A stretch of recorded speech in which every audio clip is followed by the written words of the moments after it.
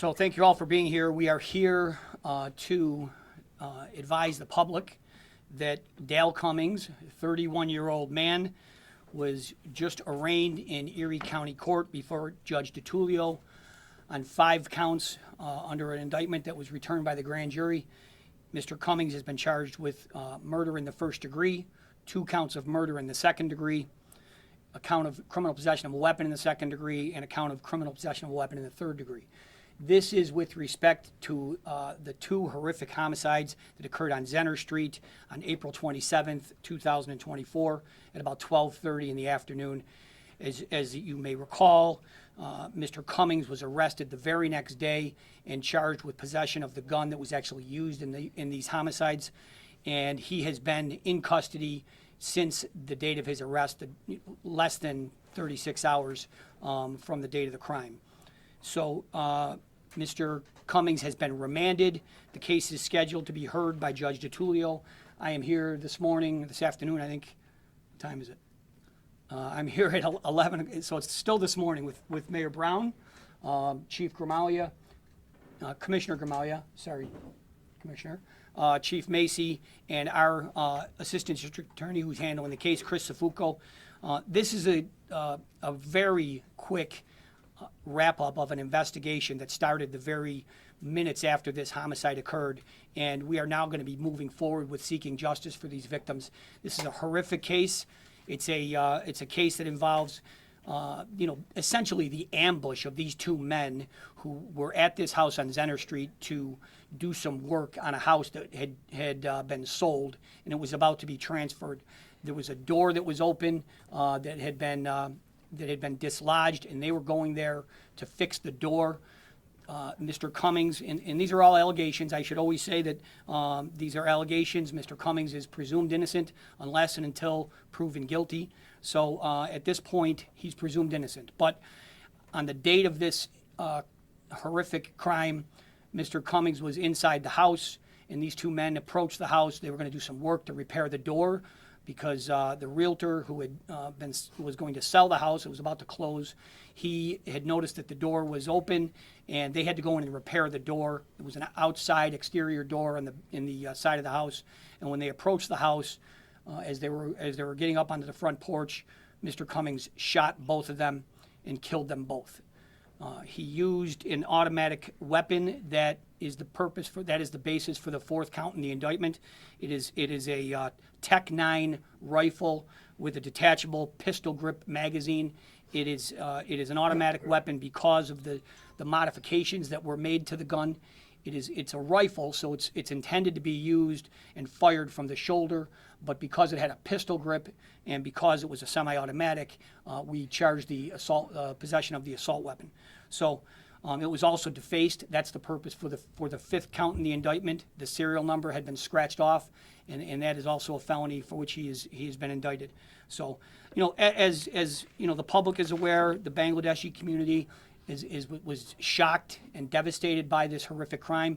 These 2 men that were killed, their names are Babul Mia. He was a 58-year-old man with several children, ages up to 21 years old. I think he has 7 children and a wife that he's left behind, and another young man by the name of Abu Yusuf. He's a 38-year-old man who also has a wife and left 2 children behind, and his wife is pregnant. So this is a horrific tragedy, a senseless killing of 2 men that were just there to do some work on the house.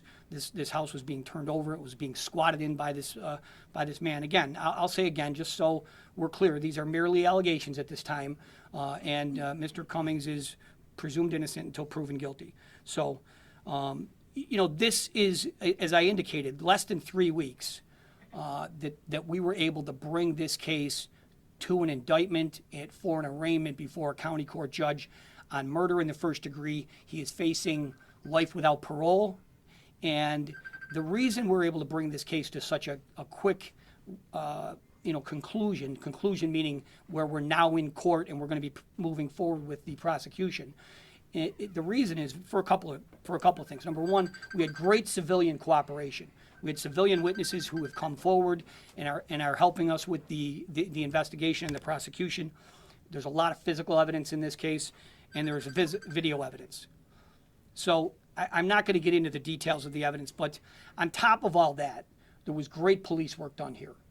The police were on top of this in response to the 911 calls right away, and the detectives whose names I want to mention because they've done a great job on a number of cases over the years, and I don't think they get enough recognition.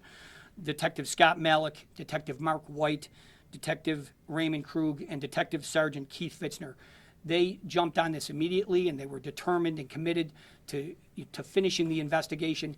Even after we had Mr. Cummings in custody the very next day, they stayed on top of the case, and all the physical evidence, all the civilian witnesses were rounded up, and we were able to get cooperation from everyone. And it was really with great, determined police work in collaboration with our office, and specifically Mr. Safuco was here, and the number of search warrants that were obtained so that we could secure the evidence. So this is an awful tragedy, but at least Mr. Cummings is now charged. We will be moving forward with the case, and we'll be appearing back in front of Judge DiTullio on June 27th for a pretrial conference, which will involve the disclosure of all the evidence that we have at the time to the defendant and his attorneys.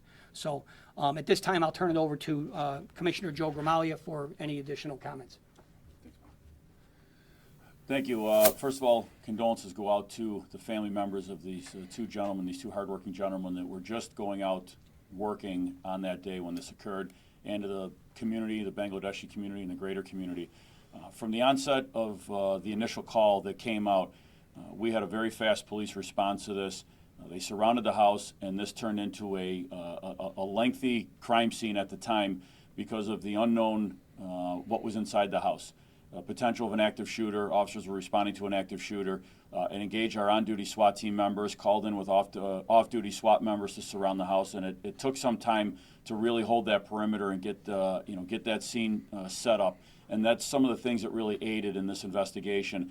The immediate response of our detectives going out canvassing and then getting the cooperation of our community. We worked very quickly to get images of this individual out. The first image wasn't really of the most clarity, but then through that continued canvas work and obtaining, because of the evidence that was secured inside the home, a much better HD image that was put out to the public, and that aided in our patrol officers locating this individual. Once that image was put out, there is another individual in the community that spotted somebody that they believed was that individual.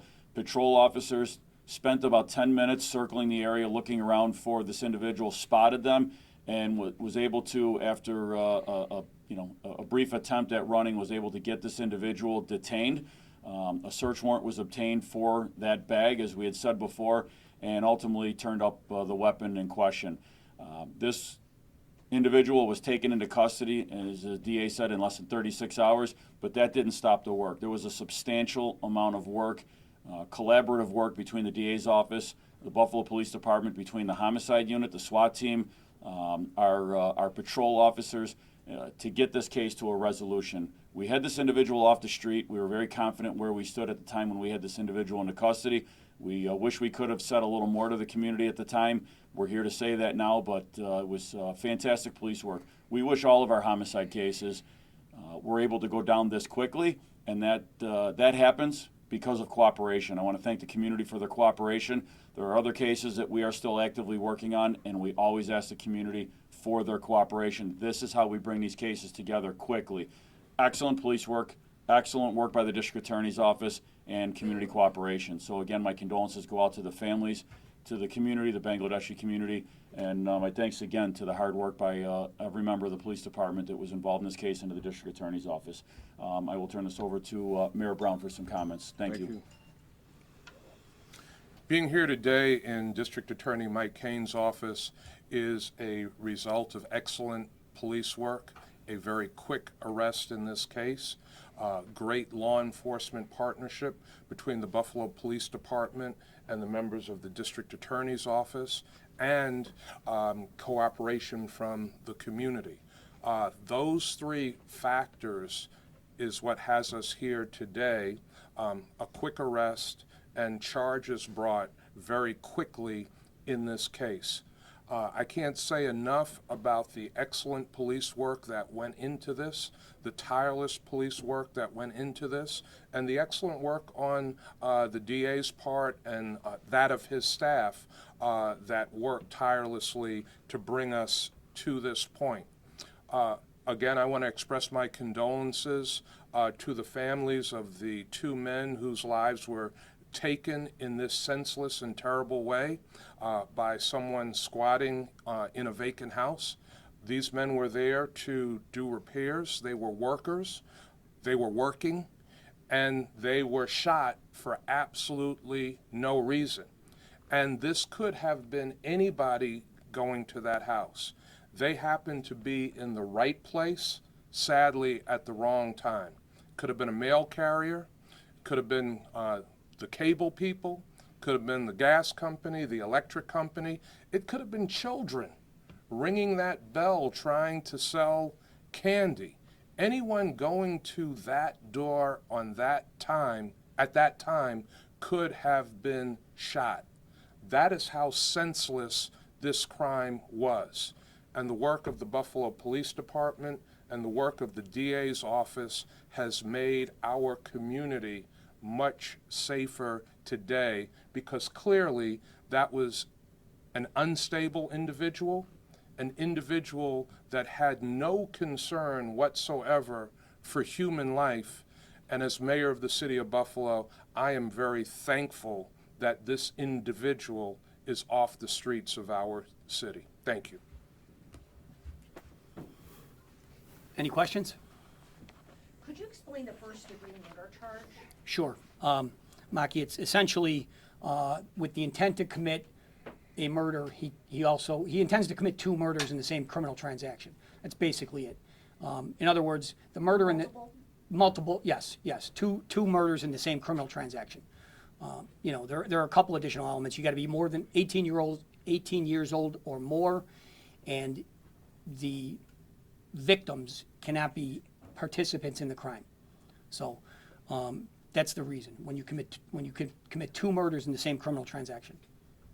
And that carries a life sentence, is that correct? The maximum sentence for that crime, if convicted, is life without parole. Anything else? Mr. Mayor, could you said this could happen to anyone, but it happened to the Bengali community, and it's obviously impacted them in a huge way. What is your message to that community? So again, this could have happened to anyone. My message to the entire community is we don't want to see crime in our community. We don't want to see crime in the city of Buffalo. And when crimes are committed, the Buffalo Police Department, working with the District Attorney's Office, works tirelessly to bring those who commit crime to justice. So again, my condolences go out to the families. My condolences go out to the community. But this definitely seems like the case. No one was targeted in this. This seems like the case of these men being in the right place to do work that they were contracted to do at the wrong time.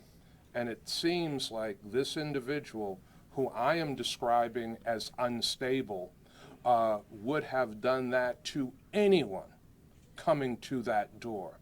And I want to make that very clear. Anyone coming to that door on that day or that time, could have been shot by this individual. So the police work that went into this, the legal work by the District Attorney's Office that went into this to quickly get this individual off the streets and charged with this crime makes our community much safer today. Commissioner, are we seeing more squatters? Are we seeing more problems with the? No, I will not say that we're necessarily seeing more squatters. The Mayor's Impact Team with the Buffalo Police Department routinely goes through vacant houses in the city of Buffalo. We remove items from the vacant houses. If there are squatters, we ask them to leave, and we board up those properties so that people cannot easily get back into them. So I don't think there are more squatters than ever before in the city of Buffalo. This is an unusual circumstance. Usually, in my experience, when a squatter is found in a home and asked to leave, they leave. This is a situation where no questions asked, no conversation exchanged. Two men that are at this property to work are shot and killed without a word. So this is not something that usually happens. This is a once in a million circumstance, perhaps. But the Mayor's Impact Team, Buffalo Police, routinely through vacant houses. There are far less vacant houses in the city of Buffalo than there used to be. During my time as mayor, we have demolished more than 8,000 unsalvageable vacant houses in the city of Buffalo. Incident is happening every single day right now. There is a shooting. There's a 14-year-old teenager. She died, and it's not stopping at all.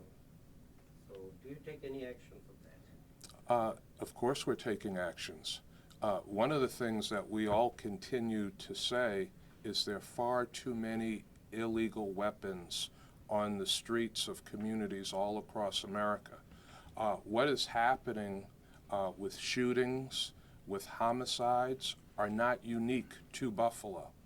We must get real about sensible gun control in this country.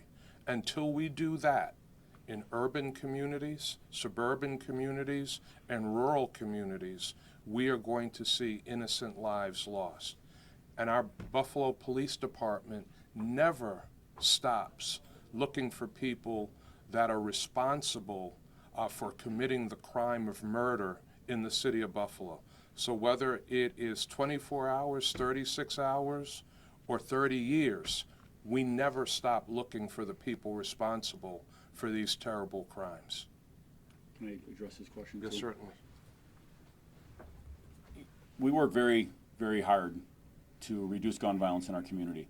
And I think we have seen, the data has shown that we have seen significant declines in our amount of shootings that we have in the city of Buffalo. If you look just over the last couple of years, our shootings have been down over 60%. We had 167 people shot in the city of Buffalo. Far too many last year in 2023. Far too many. But when you look at what we had in 2020 and 2021, those numbers have gone down significantly through our data-driven strategic response to that and how we're managing that. As the mayor said, there are far too many guns out in our community. Our police officers and our detectives are taking a lot of guns off the street. The problem with that is the more guns we take off the street, that means there's more guns out in the community. But I know that we have impacted significant change in making this community a lot safer because of the reductions in the shootings that we had. That is little to no comfort to someone who may become the victim or who has been the victim of gun violence, but just know that we have severely impacted those numbers going in the right direction, and we continue to work on that and still continue to see declines in our shootings. The work doesn't stop. Solvability? Our solvability for homicides is, I don't know the exact number right now, but a couple of weeks ago we were at about 136%. We're still, I think, right around that number. And the way that's factored in is the number of homicides that have occurred in this calendar year against the number of arrests that have been made in this calendar year. We have cleared cases from prior years, from last year, from 2022 going back. We made an arrest this year and cleared a case. We cleared a case this year from 2014. So we have made arrests from cases going back in others, and that's how that solvability rate is adjusted. And we also know that we've got other homicide cases that we are very close to making arrests on, and we are actively looking for suspects. So we have more cases from this year that we know that will be cleared in the very near future. From when we last spoke about Mr. Cummings to now, you talked about all the evidence that you've gathered. We heard in court about all the discovery that has to be handed over. What was the difference maker between then and now? What came together specifically? So it takes a little bit of time to have the evidence analyzed. It also takes time to get the case in front of the grand jury. And we were pretty confident and extremely close the last time we spoke about this case, right after he was arraigned on the weapons charge. We knew that that was the gun that was used in the homicide, and we just needed a little bit of time to present the case to the grand jury, essentially, is the answer. Last we spoke to, Commissioner, I know you mentioned, or somebody mentioned, knowing how he may have gotten his hand on this weapon. Is that something you're able to discuss at this point, or is that still No, that's under, something that's worked out? yeah, that's under investigation. One of the things I mentioned is that the serial number was defaced, scratched off, essentially, so that's going to take a little bit of time. Mr. DA, do you have any update on the 24-year-old woman who put the 2-year-old child in the makeshift cage, and how long a child endangerment sentencing could be? Sure. That case is pending in Buffalo City Court. The charge is endangering the welfare of a child. It's an A misdemeanor under New York State. The maximum penalty for that charge is 1 year in local jail. Is there any way that you, as a prosecutor, can ensure the community that something like this couldn't happen again, that mother couldn't have do something like this again? Well, I wish I could do that, but first of all, the case is, as I understand it, and I don't want to get too far down the road here, but that case is also being investigated by CPS, Child Protective Services, for the county, and what happens with the custody of that child is going to be determined by someone else. But we are certainly taking the charge that she is facing seriously, and it will proceed through its course in Buffalo City Court. And then speaking, this might be for the mayor or the police commissioner, what have discussions been like with the two mothers at this point? Has the city made any effort to help them in any way, or how are they processing this at this point? You mean on this case here, Yeah, the Mr. Zenner Cummings? St, yeah, Yes. apologies. So we have a victim witness advocate that I talk about all the time. She deals exclusively with the family members of victims of homicides, and she's been doing that for years for our office. It's a tremendous asset for our office. She is essentially a social worker, and she provides them a lot of comfort and support. She also explains the process of the criminal justice system and what's going to take place in the prosecution. And now that we're at a point where this man's been arraigned, she will continue to work with the families. But they're obviously, I'm sure that they are devastated. This is an awful loss for these families. And, they both had, like I said, the young man had 2 kids, and the wife is expecting another child. And the older gentleman has 7 children. So it's an unfathomable loss for these families. Yeah, Commissioner, could you talk about this, the Zenner Street shootings? We have had the mass shooting, as was referenced, what happened on Hurdle. Are you concerned that there's, an uptick again? And also, is there a strategy for that? And also, can you update us on those other investigations? Yeah, I mean, as far as our strategy is set, and we are doing what we know works. Unfortunately, at times, things are going to happen that you just can't, prevent.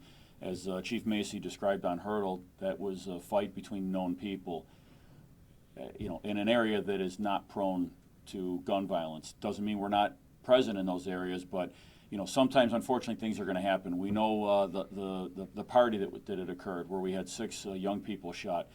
Our officers were over there and spent a considerable amount of time breaking that up and dispersing people, and unfortunately, some people regathered, and then that shooting occurred. We are making significant progress on that case. We have gone through a significant amount of leads. We are moving in the right direction. The community cooperation is not what I would call helpful. We need more community cooperation. We see in this case what happens when people come forward. We know there's a significant amount of people that were present when that shooting occurred on Alexander Place. We know that.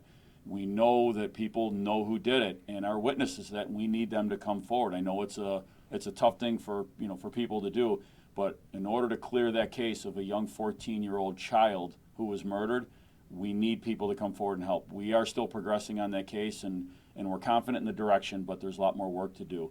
What about Hurdle? Hurdle Avenue, we are in a very good position. We're moving forward in a very good position on that case, so we're expecting positive news very soon. And there's another homicide case that occurred that we're also expecting very good news on. And when I say very good news, I mean coming to a resolution with clearing a case. So I don't want to get too much into specifics on these cases, but we are making very good progress, and we expect those cases to be cleared. Thank you. Thank you. Thank you. Sean. Thank you very much. All right, sir. Thank you.